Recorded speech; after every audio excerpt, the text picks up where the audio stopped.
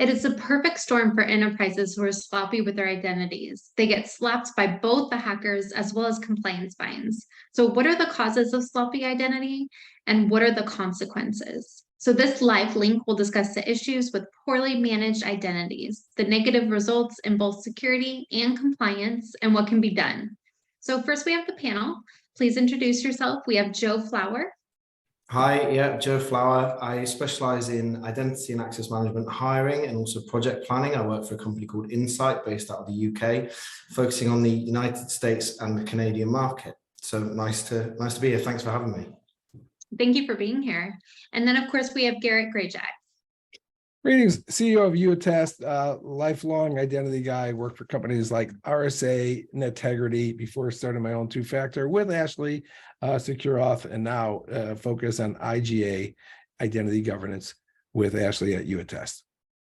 Awesome. So first, let's start with the State of the Union. So Garret, are identities unsafe? Well, not to say they're unsafe, but the Verizon data breach investigation report just came out and basically stated, once again, identities are the #1 culprit for the attacks, with almost 60% being credential-based and close to 75% being user-based, which is how they're using their identities, etc. So not by themselves are identities unsafe, but certainly how they're being used. So Joe, hasn't there been great strides in IAM in the last 20 years? I mean, I think the fact that it's grown so vastly and so rapidly is one of the reasons why I've been in it for so long. I mean, the Azure AD, Okta, Jump Cloud, they're probably the ones that made the most strides in my personal opinion. But obviously it's secular to what you believe. And then the IAM vendors, they just keep on giving more and more rope for the enterprises themselves to utilize. So what would you say, Garret? Did the hackers take advantage of the misconfigurations and mismanagement? I like Joe's metaphor there, rope. And that's what the IAMs are fantastic. The functionality would blow away anyone 20 years ago and saw an IAM and go, no, they're not going to be offering all that. They'd say that's amazing. But guess what? With all that ability, all that rope, right, comes with ways that you can hang themselves very easily. It's all misconfigurations and lack of configuration and mismanagement. So Joe, what would you say the missing piece is? I think Garret will probably agree with me on this one. I think IGA is a key portion that I wouldn't say it's necessarily missing, but the governance side is really something that needs to be the focal point. I speak to a number of different people on a daily basis, and sometimes it's overseen. So IGA, identity governance and administration. I think it's not just enough to just buy one IAM system, so the identity management system itself, it needs to be governed. It's like anything. I mean, if you were to buy a security system, if you're not actually looking at it on the cameras on the side of your house, if you're not looking at your Ring doorbell, then there's no point in having it in the first place. So I think IGA would be a key portion to this. So in the real world, how are enterprises doing governance today, Garret? That's in the real world. What they're usually doing is throwing spreadsheets and ad hoc practices. This is a metaphor I use for and Joe, I can say this because it's your audience is a lot in Canada and the US, and they'll get this. This is what I am. IAM is amazing. You can do whatever. It's like the way I put it, like the American cars in the 50s. Okay, they all had these engines that came out of the wonderful work that we did in the fighter planes in World War II. So they're unbelievable horsepower. So that's what I am. It's just these amazing tools coupled with brakes. In the 50s, there were using things like drum brakes. So you had these things screaming, 100 miles down the road, with these, 1930s type brakes on them. Okay, that's where we're at. We're at IAM, who is fully functional, fully capable, and IGA for all but 2%, right? The high end stuff, had your disc brakes back then and all that. But no, most of the cars are all drum brakes. And that's where we are right now in the world, is there is no IGA in most of these companies. It is simply spreadsheets and ad hoc practices trying to govern these amazing IAM engines. So would you say these are the exceptions? Well, yeah, the exceptions are the ones that have the tools, like the legacy IGA systems. They are the exceptions. The majority are ad hoc, yes. So Joe, what about everyone else? think majority of corporations and companies in general would have a pretty decent IAM system. Lots of them that I have worked with have the governance portion, but it comes in different ways. It's normally automated, whereas you kind of need it to be done manually as well at the same time. So I think there's different portions to it. I mean, Garret, would you agree in that? I'll take that directly.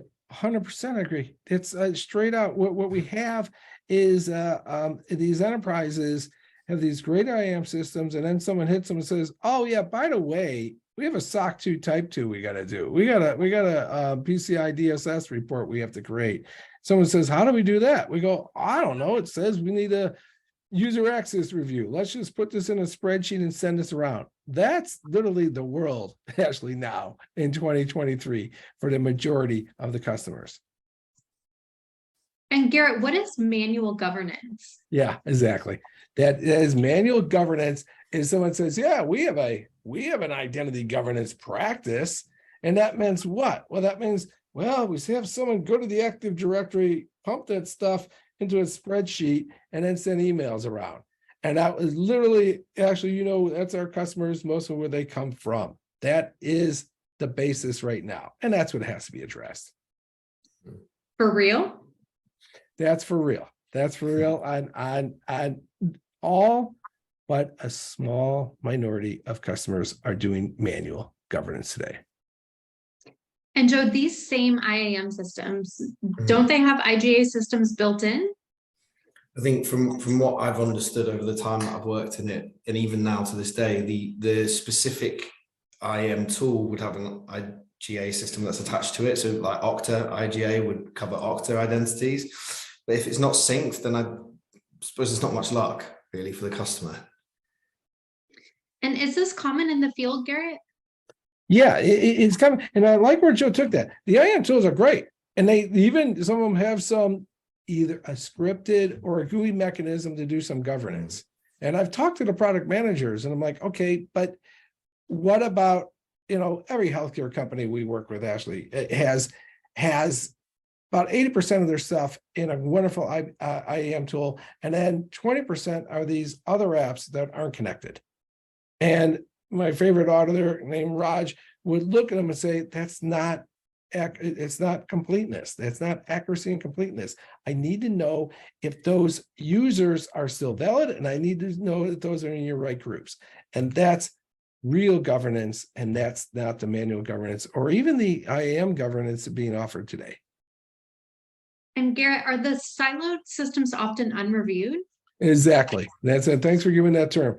Those are called silos. So you have a wonderful IAM container. I don't know, it's Jump Cloud, Azure AD, Okta, et cetera. You have this wonderful container, but then your healthcare, your finance, you have all these apps that aren't connected. It's not SSO, they're not connected. And they're not, and someone has it on the roadmap that it might be one day, but they're not. They're siloed systems. That is, someone is putting in those identities and then give them their authorizations in a siloed way. And then they're out of sync. How are those being governed? And the real question, actually, are those being governed at all? And the answer is often not. And why do hackers love this? Hackers love to find accounts that are orphaned. What that means is no one's managing them. So what does that mean? That increases their dwell time. Dwell time is how long a hacker can live, right, without being discovered. Because what does a hacker do with an account? They use the cyber kill chain. That is, they come in there, they overtake an account. If no one knows what's going to, they can stay in there up to 120 days is time. And then what they do is try to escalate the privileges and laterally move throughout the enterprise and then try to do an exfiltration. So that's why they love it. They love to be undiscovered, and they love these accounts that are not being reviewed. So Joe, what are the consequences of bad governance? Well, I mean, it's quite pertinent in the news, and it has been for the last little while, the word ransomware. So I think the average attack that I've seen across the US is 1.6 million per attack. Now, the identities is typically the key that opens the lock, I suppose. And then the key that opens the lock is how they would get in, but it's you can assume as a family member that's the identity and you're just walking around the house. I think that's the danger of it. If they are, as Garret had mentioned, if they are just left as dormant, then it's just basically giving someone a shell to do whatever they want with. Are there best practices to protect against ransomware? Yeah, there's two of them that everyone on this is concerned about ransomware should take down. The U.S. Secret Service and a consortium of U.S. banks came up with something called the RSAT, which is a ransomware self-assessment tool. Okay, and another group of it from the U.S. The CISA, the FBI, and the NSA came up with something called the Stop Ransomware Guide. What do both of them spell out? They spell out to execute on the principle of least privilege. That is, get rid of the excess privileges in your accounts and get rid of those ghost and orphan accounts. And that is identity governance? That is 100% identity governance. That's 100%. That falls under NIST 853 PR AC-1, AC-4, and AC-6 that says that we must not only provision the users with a practice, right? The engines, that's good, right? But we must have a review process that regularly, periodically, and with the right personnel, and I'll go into that a little, the right personnel review those identity. And the right personnel is not the jump cloud admin. It's not the Okta admin. It's not the AD admin. It is the actual business owners and the application owners, and it's going to be pushed out to them. Yes, that's identity governance.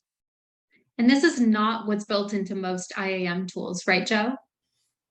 No, I think that's the easy way to describe it. No, I'd say it's more, the tools are good when it comes to the access side of stuff, but from what I know, I haven't seen many that are good at the reviewing and the removing of said privileges. It typically would require someone to do it. And this is what YouAttest does for its customers, right, Garret? Absolutely. That we took on this project. We took on this project to understand what is missing. Okay. You know, we know about IAM because I've lived that for 20 years. Okay. What was missing is this governance piece. And what I said is there's a great basis. Let's use the IAMs, let's plug into, and then give all this workflow. And it's been a lot of work. It's taken a lot of requests, just hundreds and thousands of lines of code to do the workflow of this. Humans interacting with humans is still hard work, y'all. It needs workflow. It needs feedback. It needs multi-tier. That's what we built at YouAttest to make it easy. So the risk manager goes in there and pushes a few buttons. I got to do a user audit. I got to do a group audit. I got to do an app audit. Great. And then the reviewer sees only the entitlements that there's relevant to, and then clicks a few buttons that say revoke, certify, or push it down to another team member who would know more. That's what we built. That's what YouAttest is. It is this missing governance piece that's not in the IAMs. The enterprises are not doing correctly today. Okay, enough about security. Let's talk about compliance. So, Garret, what's the relationship between identity and governance, like GDPR, ISO 27001, HIPAA, SOX, etc.? Okay, on both sides of the Atlantic, there's really important documents and practices around this based on either in the European side, the ISO 27001 standards, on the US side, on NIST standards, okay? Those are our base points of what we should be protecting. Guess what? All the other industries copy and paste those. They say if you're retail, they copy and paste, they pull those best practices and they create PCI DSS. If you're healthcare, they pull it and create HIPAA and then HITRUST. HITRUST is not government, it's a complete and non-entity. If you're working with the DoD, they pull those best practices and they created something called CMMC. I can go on and on. That's how it's done. So the baseline is we should look at those guidelines, the ISO and the NIST practices, and then map our practices accordingly, and that's where the governance comes in. And each and every one of them, from GDPR which is privacy in Europe, and then the CCPA, CCPR, California-based ones everyone uses in the US, has right in there that entities that have access to privacy data must be reviewed. So each and every one of those guidances, they require that there is a regular and periodic review of the proper people. Great stuff. So Joe, any last words on this subject? I think it's interesting. The reason that Garret and I started talking in regards to just sitting down and having a conversation was obviously his vast experience within the identity space. And having learned about YouAttest myself, it certainly gives a different flavor to what is there, if not there at all. So I'd say words and comments from myself on this subject would be that there are new avenues that are being forged, and that's why Garret has been so knowledgeable on this subject and what YouAttest can provide. So how do people get a hold of you, Joe? I think my LinkedIn would be the first port of call. On there, you can get a Calendly link. So if anybody would want to either kind of have a look into a career in regards to cybersecurity as a whole, identity specifically, if you're currently in cyber and want to make that transition, if you're looking for a project team, whether that be contractors or permanent employees, then my LinkedIn would be the best port of call. You get my phone number, Calendly link, email address, and all of the people that we're speaking with on a daily basis will be advertised there as well. Perfect. And then YouAttest is, of course, at youattest.com and can also be reached at info@youattest.com. Thank you so much, Joe. We really appreciate your time.